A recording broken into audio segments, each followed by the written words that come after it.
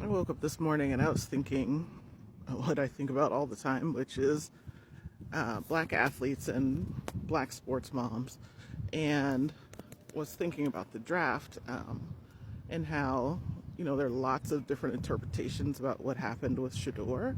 I'm inclined to believe some were unemotional, that many teams don't need quarterbacks right now. They've got good first and second string quarterbacks, so they don't really need them. Okay. Some were on one side saying, it's a blatant racism and showing that the white ownership has to humble blacks. I buy that for sure. I think on the other side, I'm less inclined to buy, but actually it's also true. I'm not less inclined to buy it, but is that teams don't want active parents, and Deion Sanders, if nothing, is active with his children and dedicated to them, although I think he's also growing them to be adults who are independent, but he's explicit about what he wants for his kids, and God bless him for that. I'm also intentional and explicit about what I want for my child. I'm not a world-renowned athlete and can't back it up in the same way he can.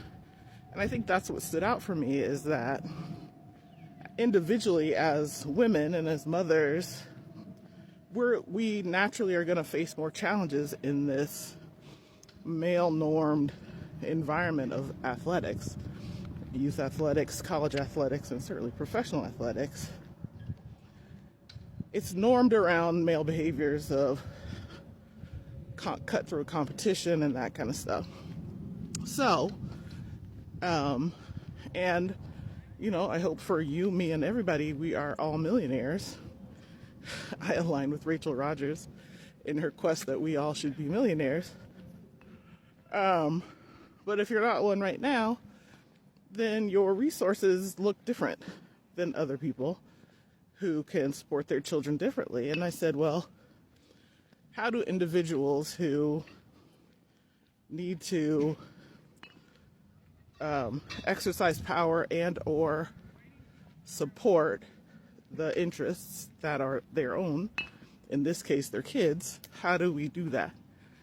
And that's through collective action. I don't think collective bargaining or something is going to work in athletics from the individual parent point of view, but working to develop a community of black sports moms so that we are educating ourselves and being educated and understanding the system to the best we can, when we're not generally, although I know a few, not generally invited into the rooms where athletic directors and other folks are making decisions. I know people who are, luckily. And how do we set ourselves up and our kids up for success in a system that's really organized to profit from, benefit from disorganization at our level? I said in another video, but this is why they really promote these poverty porn stories of these young men crying at the draft saying, I had a single mom and we grew up this way and it was tough and now I'm going to save us. And it's beautiful that they can do that, and God bless every single one of them who's doing that for their families. A lot of people are sold that dream, however, and overinvest in that achievement of that dream when it's available to less than 1% of athletes. I mean, many people, and you don't see them on the news and you don't see the numbers, but many people went undrafted. They put themselves up on that block and went undrafted, or came out at a place that they weren't expecting to come out. And so for you, me, individual, regular mom, what do we do for our kids so that they don't get caught holding the bag at the end? We want them to hold the bag, but not that kind, not the empty kind. So, within the vision and the framework of Next Play Mom, of course, I carry these ideas forward that we can educate ourselves. We can understand the system and pay attention. We can, more than even being ready to get into the system and understand the system, that's important because there are resources there, and why not take advantage of them since our kids are the labor force for that. But also making sure that our kids are strong and built up and positioned to come out with an outcome that's desirable, whether that's college athletics, professional athletics, or something else. And most of life is something else. Most work is something else. You know, there is an overabundance of youth athletic professionals, partly because everybody rises up to a certain level and then tops out, and all they've done is done sports, so all they knew to do is to do more sports. So we see more professionals, more coaches, more trainers, more programs, more camps, more everything that all come and have their hands out for us, but don't necessarily guarantee any outcome. And I think the funny thing about sports is they can always say, well, you're not good, or we don't like it, or whatever, which again is, I think, what we saw with Shedeur. Shedor's a fine quarterback. Not a quarterback expert, but as far as I can tell, he's a fine quarterback.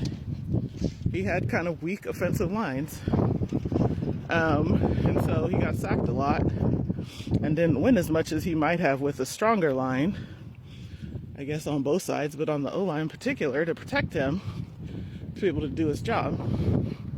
That's my amateur analysis of that. But someone who's that well positioned can still get into an unexpected situation. And so I think what drives me sort of as I move through this process, we're only in the finishing out the freshman year for my own kid in college at Colorado, actually. But it is a matter of getting in, and I know, like, even 6 months ago for me, that was my sole preoccupation. But as I continue to move forward, it's about getting in, but it's also about what are you getting yourself into and your kid into. And that's the work that we do in Next Play Mom. We support you in understanding more about, yes, how do I do it? Making sure you're not caught by grades or credits or NCAA eligibility rules that knock a lot of people out while they're still in high school before they even get to college. Making sure that's not a hurdle and making sure doors stay open.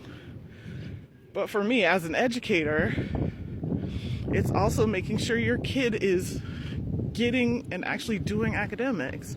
There are too many stories of kids in high school, but even more so in some ways in college,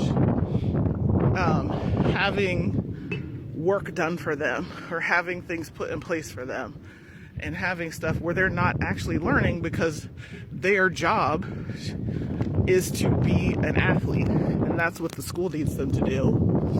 And so that's where the emphasis is. But if they come out without the actual education, you can have a degree and no learning behind it, it's not going to serve the long-term needs and interests of the kids.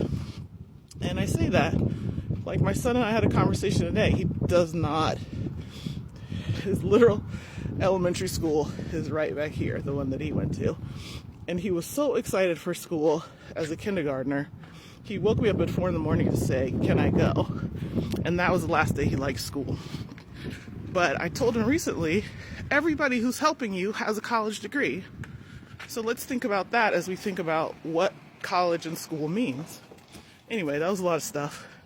I hope it helps.